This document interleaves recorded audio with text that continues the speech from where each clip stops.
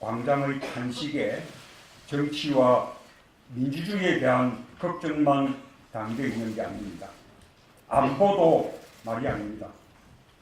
북한 핵 위협은 날로 커지고 있는데 이명박 박근혜 정권은 북한을 비난한 것 말고는 아무것도 하지 않았습니다.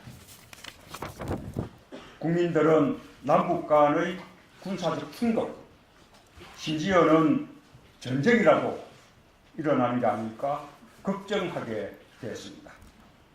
안보는 자신 있다며 집권한 새누리당 정권에서 안보는 무너지고 평화는 멀어졌습니다. 모두가 속았습니다. 민주주의와 함께 무너진 안보도 다시 세워야 합니다. 지난 9년의 안보 적폐를 철저히 청산하고 바로잡아야 합니다.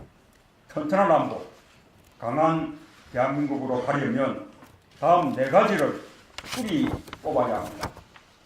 첫째, 안보 무능과 무책임입니다. 안보의 첫째 사명은 단 한 뼘의 영토, 영의 영공을 침탈당하지 않는 것입니다. 과거 민주정부 10년은 그렇게 했습니다. 그런데 이명박 박근혜 정부는 실패했습니다. NLL이 뚫렸습니다. 정부 발표대로라면 해군 초계함이 우리 영해에서 북한 잠수함에 의해 깜짝같이 우리 군이 전혀 파악하지 못한 사이에 폭침되었고 연평도는 포격당했습니다. 많은 장병과 민간인이 희생되었습니다. 우리는 제대로 응징하지도 못했습니다. 4.15 사령부가 해킹당하고 군의 신경망인 국방통합전산센터가 뚫렸습니다. 군사기밀이 줄줄이 북한에 넘어갔는데 무엇이 얼마나 새 나갔는지도 모릅니다. 제대로 된 국가라면 군과 안보지휘부가 책임져야 합니다. 그런데 아무도 책임지지 않습니다. 무능한 데다 책임도 지지 않는 것, 그것이 가짜 보수 정권의 가장 큰 적폐입니다. 둘째, 방산비리입니다. 새누리당 정권 9년 동안 방산비리가 끊이지 않았습니다. 최신 구축함에서부터 소통과 병사들 방탄복까지 부패와 비리가 판을 쳤습니다. 안보를 팔고 병사들 생명을 팔아 치부하고자 했습니다. 방산비리는 내국 행위이고 이적 행위입니다. 국가보안법 위반 사금에 준해서 가중 처벌해야 합니다. 셋째, 국방 의무와 병력의 불공정입니다. 국방 의무를 지는 병사들 노동력을 거의 무상 사용하는 현실 속에서 흑수저만 군대 가고 금수저는 군대 가지 않습니다. 국가안전보장회의 멤버 상당수가 군 면제입니다. 이명박 박근혜 정부의 고위공직자 본인과 아들의 현역 입영률은 일반인에 비해 현저하게 낮습니다. 이들에게 안보 의식이 있을 리 없습니다. 금수저는 군대 가도 우병우 아들처럼 꽃보직입니다. 고위공직자 인사청문회마다 병력 비리가 단골 메뉴가 되었습니다. 안보에서 금수저, 흑수저 어떤 경우든 묵과할 수 없습니다. 이 역시 안보에 구멍을 내는 이적 행위입니다. 기필코 뿌리 뽑아야 합니다. 병력의 투명성과 공정성을 확립해서 모두가 평등하고 공정하게 국가에 충성하도록 하겠습니다. 아울러 사병급여를 최저임금과 연계시켜 최저임금의 30%, 40%, 50% 식으로 연차적으로 높여감으로써 병력에 정당한 급여를 지급하도록 하겠습니다. 넷째, 사악한 색깔론과 망국적인 종북론입니다. 대한민국에서 아직도 북한을 추종하는 정신 나간 사람들은 채 한 줌도 안 됩니다. 그러나 이명박 박근혜 정권은 자기들 편이 아니면 종북으로 몰았습니다. 그렇게 국민을 편갈라서 적대하게 하고 가짜 보수가 진짜 보수이냐 국민을 속였습니다. 저는 오늘부로 종북의 의미를 새로 규정합니다. 군대 피하는 사람들이 종북입니다.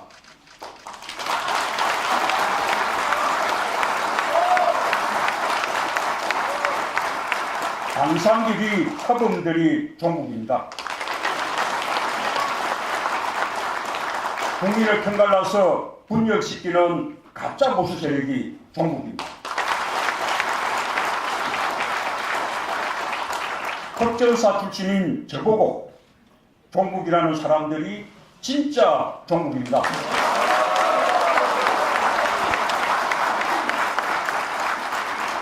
안보를 정치 목적으로 악용해서는 안 됩니다. 안보만큼은 한마음이어야 합니다. 대통령이 탄핵되면 이번 대선은 사실상 군 통수권자 부재 상황에서 치러지게 됩니다. 가짜 안보 세력들이 종북 탈영할 것이 아니라 초당적 안보 협력 방안을 강구해야 할 것입니다. 여러분, 완전히 새로운 대한민국 건설은 강한 안보의 토대 위에서만 가능합니다. 이제 더 이상 부패하고 무능한 세력에게 나라를 맡길 수 없습니다.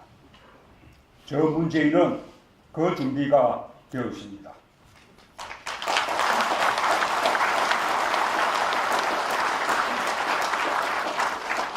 첫째, 국방력을 획기적으로 강화해서 북한의 도발을 막을 준비가 되어 있습니다. 이명박 정권의 국방계획은 국방에 아무 투자도 하지 않는 것이었습니다. 박근혜 정권의 군사력 건설 계획도 허울 뿐이었습니다. 한미 확장 억지력을 탄탄히 구축하는 한편 북한을 압도할 독자적 핵심 전력을 구축하겠습니다. 한국형 미사일 방어 체제 KAMD와 북한에게 대한 초전 대응 능력인 킬체인을 앞당기겠습니다. 감시 정찰 정보 역량과 정밀 타격 능력을 키우는 등 자주 국방력을 강화하여 전시작전 통제권을 조기 환수하도록 노력하겠습니다.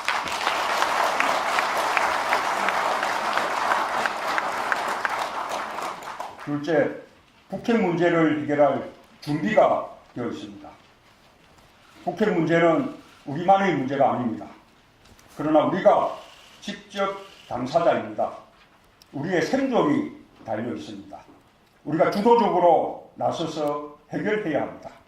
우리가 가진 모든 수단을 총동원해야 합니다. 대화에서 제재까지 가능한 방법을 다 동원하는 과감하고도 권원적인 해결책을 쓰겠습니다.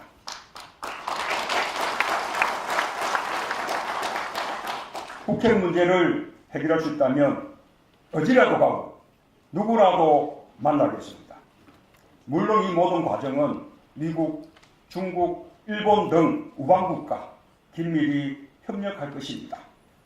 북한에 먼저 갈 수도 있느냐는 권원적인 질문에 대한 답변이 사상검증처럼 되는 슬픈 현실. 대한민국 대통령은 무조건 미국 먼저 가야 한다는 그런 고정관념을 이제 극복해야 합니다.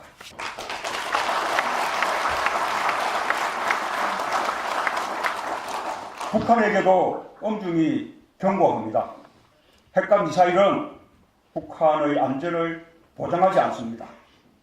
핵과 경제를 함께 가질 수 없습니다. 한반도와 동북아 질서를 위협하는 어떤 행위도 결단코 성공할 수 없습니다. 국제사회 책임 있는 일원으로서 민주주의를 실현하고 인권을 개선해야 합니다. 저는 북한이 인류 보편주범인 민주주의와 인권을 실천하게 하는데도 주저없는 노력을 할 것입니다.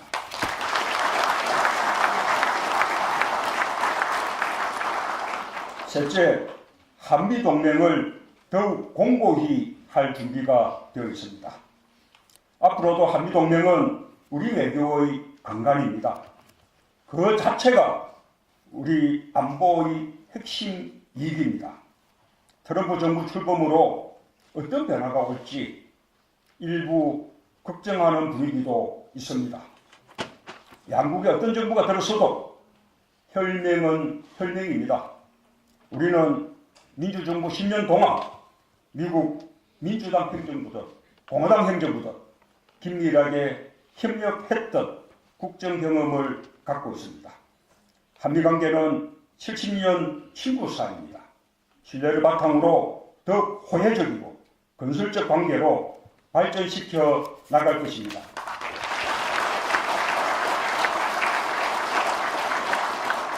넷째, 주변국과의 협력 외교를 통해 동북아 책임 공동체 구축을 주도할 준비가 되어 있습니다. 2015년 기준 한중일 3국의 국내 총생산은 무려 17조 달러, 17조 달러, 전 세계 GDP의 15%입니다. 한중일 무역량은 6조 달러, 세계 무역량의 18%를 차지합니다. 글로벌 경제성장의 엔진이라고 해도 과언이 아닙니다. 동북아 지역의 협력과 공존 없이 대한민국의 성장과 안정을 생각할 수 없습니다. 중국과 일본도 마찬가지입니다.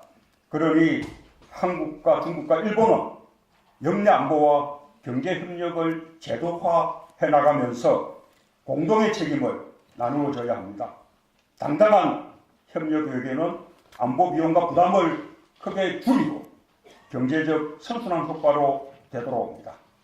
세 나라가 주축이 되어 동북아 평화와 번영에 대해 함께 책임을 다하는 공동체를 형성해 나가도록 우리가 주도해 나가겠습니다.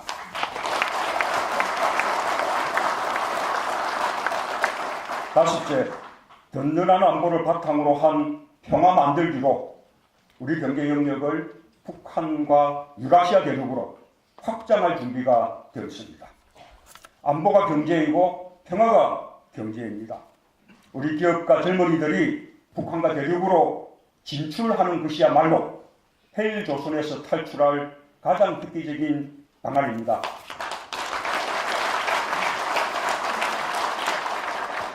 여섯째, 모든 유형의 재난과 재해로부터 우리 국민들을 안전하게 지킬 준비가 되어 있습니다. 한마디로 포괄 안보를 자신합니다.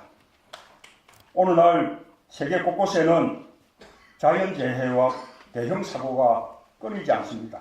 테러 공포도 늘고 있습니다. 우리도 마찬가지입니다.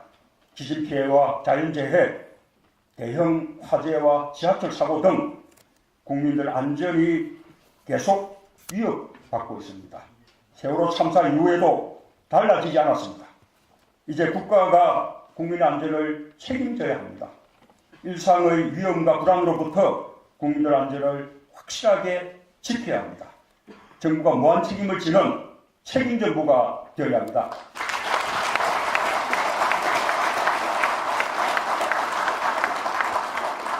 여러분, 한반도 평화, 안정, 번영을 실현하는 길은 매우 멀고 험난한 여정입니다.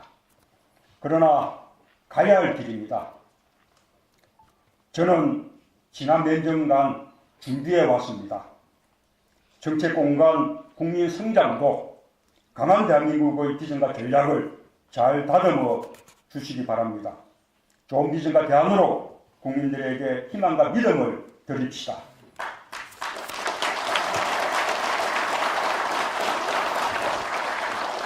역사는 우리에게 묻습니다.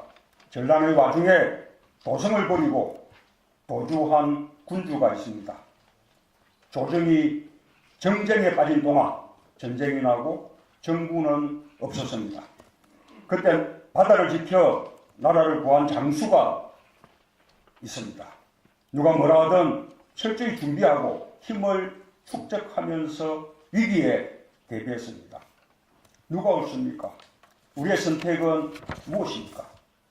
그동안 우리는 21세기 진기록을 쓰는 마음으로 강한 안보, 튼튼한 대한민국을 준비해왔습니다. 누가 준비된 세력인지, 누가 가짜 안보 세력이고 누가 진짜 안보 세력인지 국민들은 알 것입니다.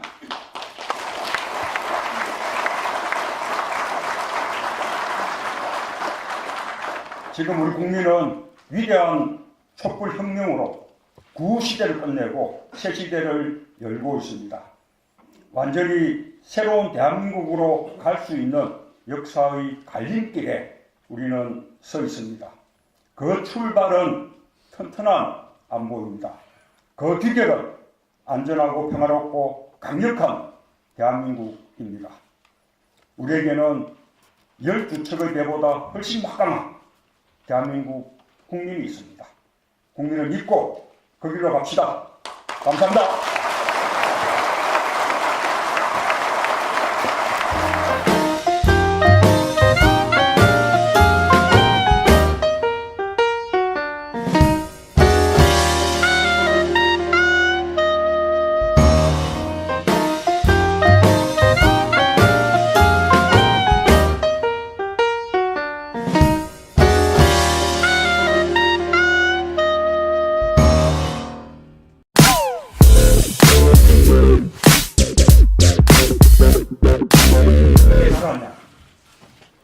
는 광장의 탄식에 정치와 민주주의에 대한 걱정만 담겨 있는 게 아닙니다. 안보도 말이 아닙니다. 북한 핵 위협은 날로 커지고 있는데 이명박 박근혜 정권은 북한을 비난한 것 말고는 아무것도 하지 않았습니다. 국민들은 남북 간의 군사적 충돌, 심지어는 전쟁이라도 일어나는 게 아닐까 걱정하게 됐습니다. 안보는 자신 있다며 집권한 새누리당 정권에서 안보는 무너지고 평화는 멀어졌습니다. 모두가 속았습니다. 민주주의와 함께 무너진 안보도 다시 세워야 합니다. 지난 9년의 안보 적폐를 철저히 청산하고 바로잡아야 합니다. 튼튼한 안보, 강한 대한민국으로 가려면 다음 4가지를 뿌리 뽑아야 합니다. 첫째, 안보 무능과 무책임입니다. 안보이 가짜 보수 정권의 가장 큰 적폐입니다. 둘째, 방산비리입니다. 새누리당 정권 9년 동안 방산비리가 끊이지 않았습니다. 최신 구축함에서부터 소통과 병사들 방탄복까지 부패와 비리가 판을 쳤습니다. 안보를 팔고 병사들 생명을 팔아 치부하고자 했습니다. 방산비리는 내국 행위이고 이적 행위입니다. 국가보안법 위반 사범에 준해서 가중 처벌해야 합니다. 셋째, 국방 의무와 많은 장병과 민간인이 희생되었습니다.